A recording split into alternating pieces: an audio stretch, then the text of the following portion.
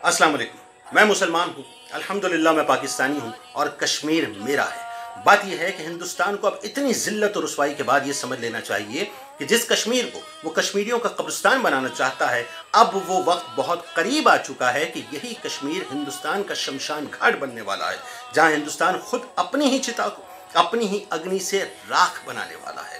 आज हिंदुस्तान ने जो हिंदुस्तान के आइन के आर्टिकल 370 और 35A को ख़त्म करके ये कह दिया कि मकबूजा कश्मीर की खुसूसी हैसियत को हमने ख़त्म कर दिया है। अरे तुम क्या मकबूजा कश्मीर की खुसूसी हैसियत को ख़त्म करोगे? तुमने तो दरअसल अपनी अहमियत और अपनी इज्जत को मलियामेज करके रख दिया है कि आज दुनिया ये मानने पर मजबूर हो गई है कि तुम कभी भी अहिंसा के पुजारी नहीं रहे थे, तुम हमेशा से हिंसा के पुजारी रहे थे। और अल्हम्दुलिल्लाह आज तो भारतीय मुसलमानों ने भी ये नारा लगा दिया साहब कि दो कौमी नजरिया मुकम्मल तौर पे सही था, यानी मेरे कायद 72 बरस पहले बिल्कुल ठीक थे। और ये जो तुम्हारा भारत से जो इल्हाक का जो तसव्वुर है और ये जो अखंड भारत का जो ख्वाब है ना, याद रखना ये कभी पूरा नहीं होगा। इसलिए कि जिस जमीन पर माँ बच्चे को शहीद करने की गर्ज से पैदा करती हो और जहाँ बच्चा बोलना शुरू करता हो तो आज़ादी के नारे लगाता हो, उस जमीन पर उन कश्मीरियों पर तुमने पैलेट गन से हमले किए, तुमने गोलियां बरसाई, तुमने क्लस्टर बम बरसाए, तुमने उनको लॉकडाउन किया, तालीमी इदारे बंद किए,